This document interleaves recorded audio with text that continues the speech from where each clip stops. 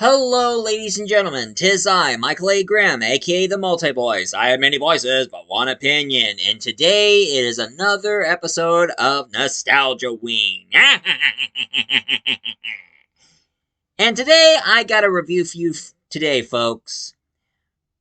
You know, one thing I really do I like monsters.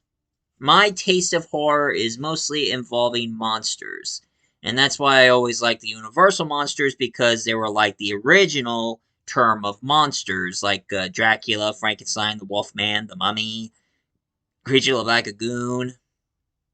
I mean, you just can't beat the good old classics, you know?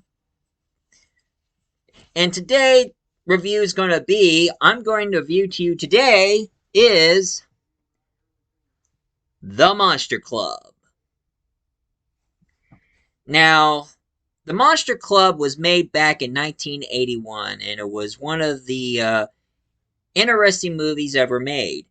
And the movie itself was based from a book. And it was written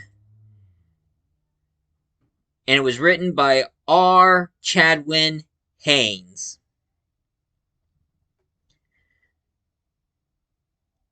Now, how the movie begins, it started with this one act. Turns out that R. Chetwynd-Hayes is in the movie, except the author who wrote the book, he's not playing himself in the in the movie. He's played by John Carradine, one of the most horror icons. And of course, John Carradine come across a man who says that he is so hungry and he has a hard time trying to keep his food down. And Chadwin says, I'll give you some money. And he said, you will do. And then it turns out the guy was a vampire and he bit him. And the vampire, his name is Armus, played by the legendary late great Vincent Price. You know, that is my problem I have recently. Out of all the impressions I can do, Vincent Price I just cannot do. Well, I haven't done a Vincent Price impression in a while, but this is... here, I'm gonna do it to you guys.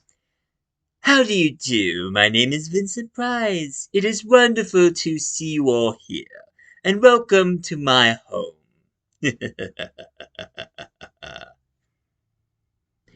If that sounds a lot like Vincent Price, leave a comment down below. Be honest and just tell me if I sound like Vincent Price or not. Because I've been having a hard time trying to do my impression of Vincent Price. But anyway, Armus, who played by Vincent Price, discovered that that's Chetwynd-Hayes, and he says that he has a very rare blood. He has a very a royal blood substance that he tasted, and he's a huge. And when he recognized his name, turns out that Armus is a big fan of his books, and Chetwynd-Hayes says, "I didn't know you monsters like to read about yourself," and he says. And the vampire Artemis says, will you do our world a justice? Sometimes I like to write, sometimes I like to read about how you think about us and everything. And his way, as a big thanks for giving him his blood, he decided to give him some material for his next book. And it's a little place called The Monster Club. Now, one thing I gotta say, in the Monster Club, it's pretty cool. You see a bunch of lively bands just playing music and just singing. First, they sung this one song that goes like, Monsters rule, okay, yeah, Monsters rule, okay. And then there's another singer who sings, I'm just a sucker for your love.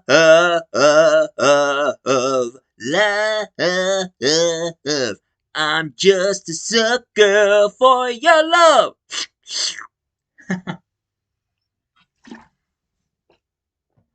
And then there's this other song called "I'm a Stripper," and then of course at the end of the movie they sung "Welcome to the Monster Club." The club. Welcome to the Monster Club. But anyway,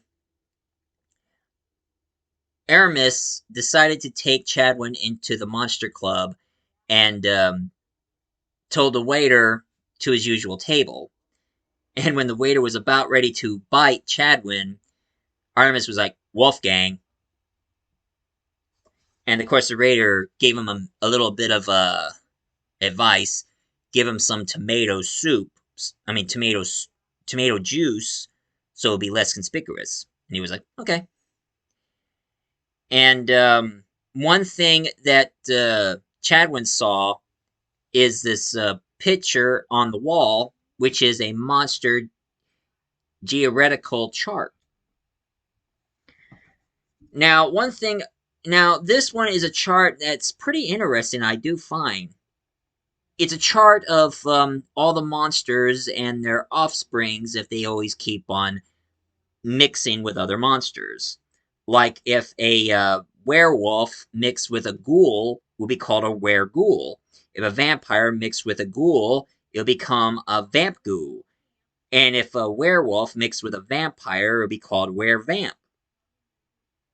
Is there something like a were-vamp existed in the Underworld movies? I think that's exactly what they call that Covina's character. He's a were-vamp, part human, part vampire, part werewolf. And of course, there's a lot of offsprings, like if a were-ghoul and a were-vamp, they have a shaddy, and a were-ghoul and a vamp-ghoul has a matty, and if a were-ghoul and a vamp-ghoul have a ratty, and of course, mixing with them, they have a mock. Now, a mock is a polite term what they call a mongrel.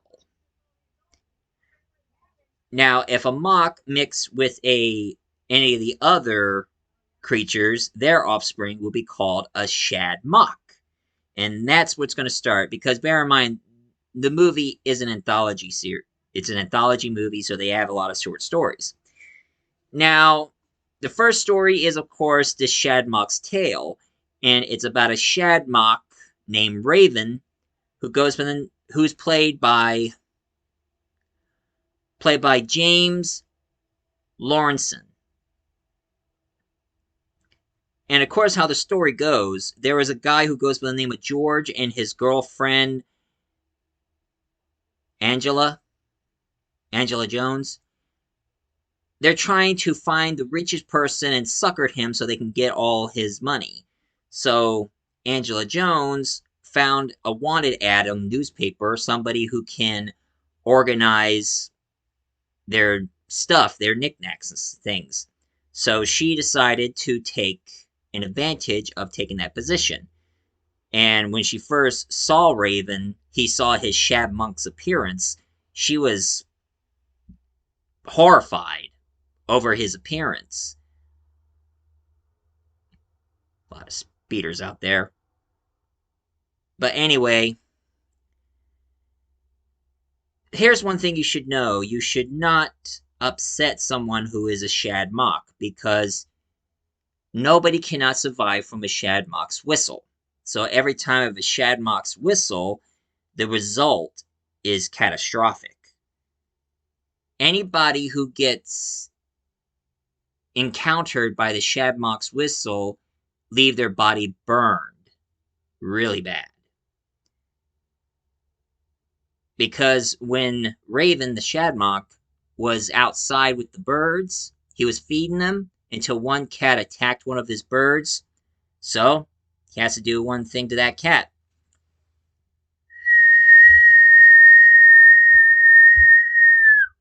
And that cat is toast, literally. Now, Angela didn't want to go on because something about his parents scares her. but George told her she should continue on until she is able to succor him. And of course, Raven, he starts having feelings for her, but she doesn't really love him at all. And he introduced her to his family, his monster family, and after all that dancing with his relatives, she decided to break into his vault and take all of his money. Raven caught her for taking his money, and he says, I don't care about the money. I don't care how many you take from me. The question is, would you still love me? And she just straight up said it. She said, I will never love you. You are grotesque. So, Raven has to do this to her.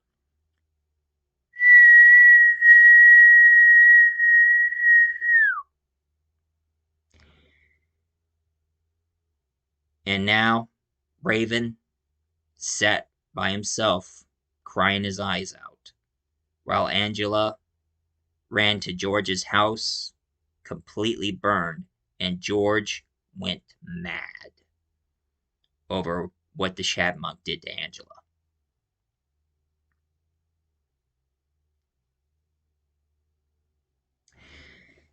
And that was one of the most saddest stories in the world. Now get on to another part of the chart. While the club secretary, played by Richard Solomon, the werewolf, he likes to introduce a vampire who is a member of their monster club, who turns out he is a film producer. And of course, Chadwick was like, a vampire film producer? And Anima said, aren't they all? Well, there are a lot of bloodsuckers in the business, right? Speaking of bloodsuckers, I wish Dracula was here. He would have done a good review of this, but sadly, he's still in Transylvania. I don't know how long he's ever going to come back. But anyway, a vampire film producer who goes by the name of Lytton, he wants to show a movie about his life and his past as a childhood. Turns out that he is a vampire, but it turns out that his mother, played by Bette Eklund, the lovely Bette Eklund,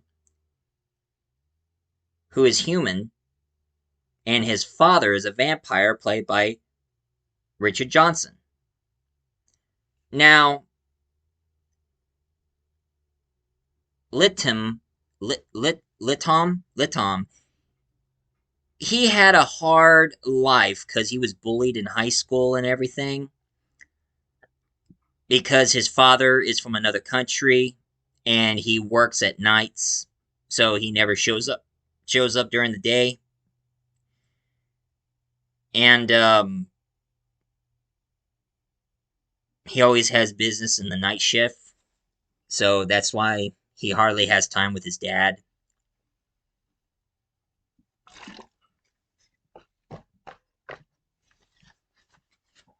But his father warned Lipton that there are hunters out there, and beware of guys who wears derbies and carry violent cases. And then all of a sudden he comes across a vampire hunter played by Donald Pleasant.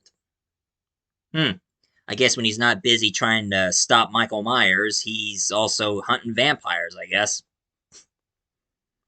I spent 8 years trying to reach him, and another year trying to keep him locked up because I know what was hiding behind that boy's eyes was something purely evil. Oh, in case you're gonna ask me, no, I haven't seen any of the new Halloween movies because I have no interest watching them. I mean, I know it's cool that they brought Jamie Lee Curtis back, but I haven't seen any of the trilogy. And I heard that the last one was downright ridiculous.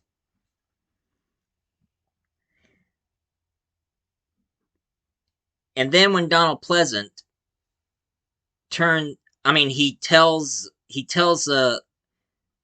Lytton to show where his daddy sleeps. and he went right into the basement, and that's when Donald Pleasant staked him in the heart. But here's the thing: Litton's dad got up and bit him in the neck. So now, and he bit him deep. So now the hunter is going to become the vampire, and his loyal hunters have to stake him. And he says, "I've been a loyal, faithful hunter for years. How dare you try to kill me?" And he said, "I'm sorry, sir. Rules are rules. If you become one of them, we have to kill you." And and then they staked him. And the dad turned out he faked his death. He had a stake-proof vest on him. So when he staked him, and of course the blood coming out was ketchup. So, wait a minute. If Litton's dad is a vampire and his mother was human, that means he's not a vampire. He's a dhampir. And for those of you who don't know what a dhampir is, that's an offspring of a vampire and a human. Kind of like Blade or Blood Rain.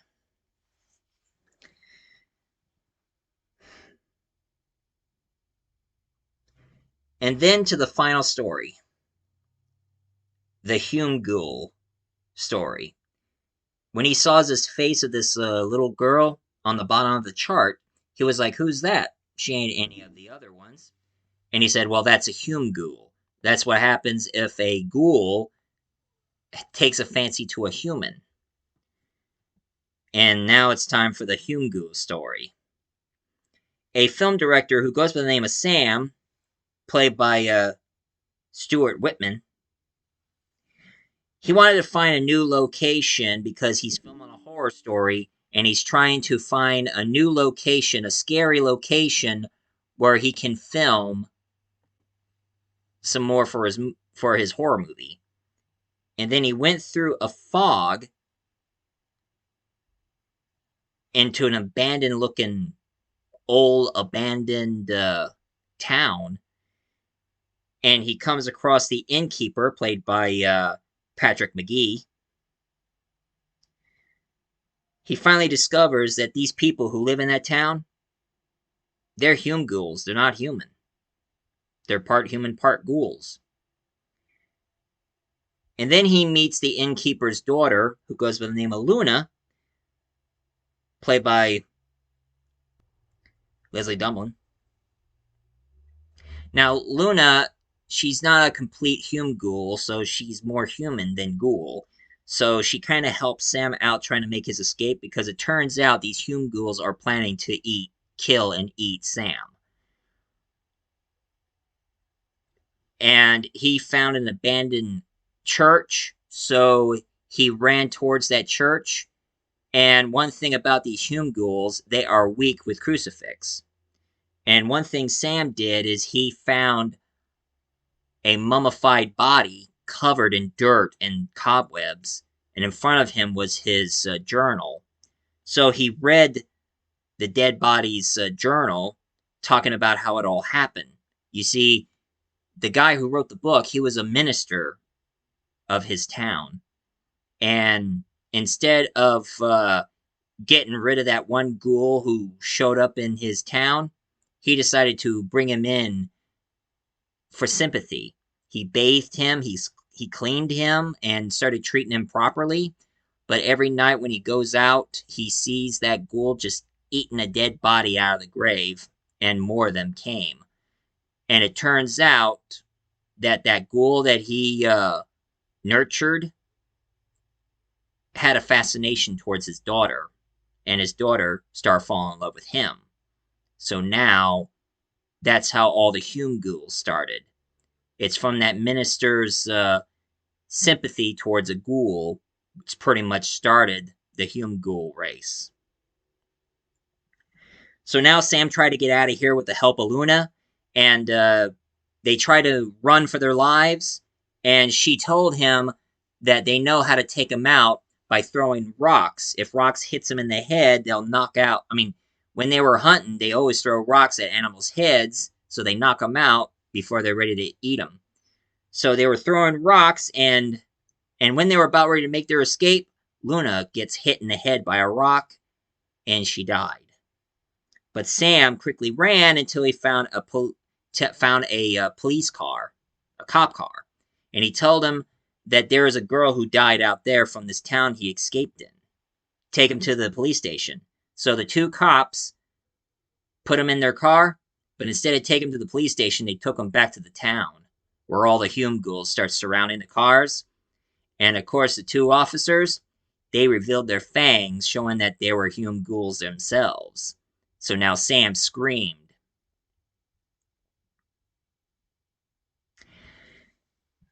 And that was the end of the Hume ghoul legacy.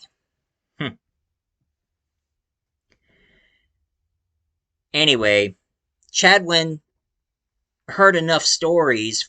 Now, the difference between the book and the movie, if you ever find the book of the Monster Club, there's more stories in the book than what the movie tried to make. So I'm sure there's got to be tons of stories. Maybe stories about the were-ghoul, were-vamp, or the vamp-ghoul, or the Shaddy, the Maddie, the Ratty, the Mock.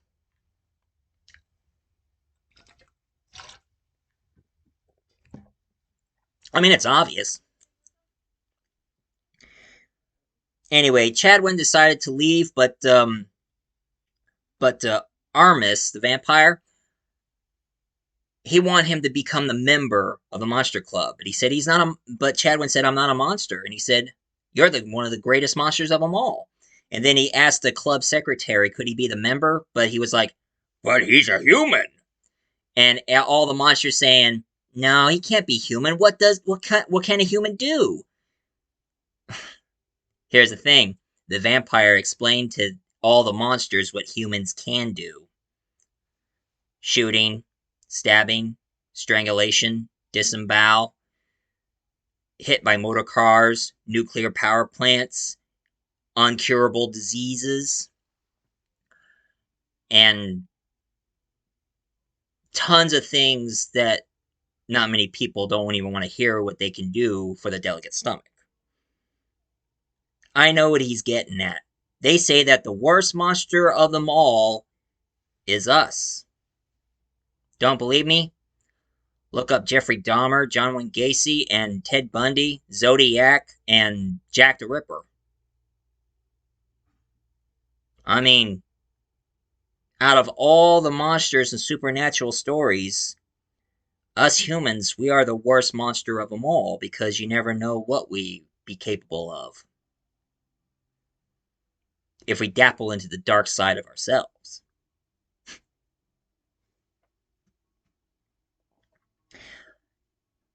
So now they finally honored Chetwynd-Hayes as their new member of the Monster Club.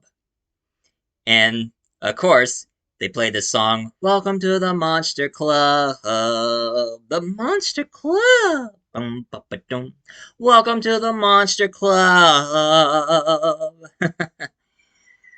And, of course, Chetwynd and Artemis start dancing with some of the monster girls. And that is Monster Club for you today. Oh yeah, and for those of you who are going to be asking me, I mean, after what I reviewed to you today and these new ones popping up, here's some things I'm going to talk about, and I'm trying to make it quick as I could. When I heard about the live action version of Monster High, my thoughts on this one. I like the idea. I think it would be a cool idea. And I like the premise that Frankie is transgender because if you ever think about it, doctors these days, these medical doctors, they becoming more like Frankenstein than the real Frankenstein can ever imagine. I mean, since they can make women's boobs bigger, can stretch out the skin to make you look young, they could change your gender. So I don't see anything wrong about Frankie being transgender. And of course, now everybody talks about Draculaura being studying magic. What? You don't think vampires can't do magic? My buddy Dracula, he does magical things that you can never even accomplish. And if you don't believe me, watch the Munsters. I mean, Grandpa Munsters. I mean, he's a mad scientist, but he does magic too. Speaking of monsters, I've seen the Rob Zombie movie. My thoughts on that one, it's a really good movie. It's a good prequel, but the actor who played Herman, he ain't no Fred Gwynn. I mean, he ain't too oh Grandpa, you and I need to have a talk. And of course, Rob Zombie's wife. I mean, she was okay as Lily Monster, but she wasn't like the original actress herself. And of course, I heard about the Netflix movie focusing more on Wednesday Addams, called the movie called Wednesday. Now, Jenna Ortega, I think she looks really good as Wednesday. And I mean, she ain't no Christina Ricci, but she does look great. And I was so hoping that they should have Christina Ricci playing Morticia, but instead they have Catherine Zeta-Jones, of all people. And you know, there's one movie I wish they would have based out of our Chetwynd-Hayes books, is The Vampire Tales.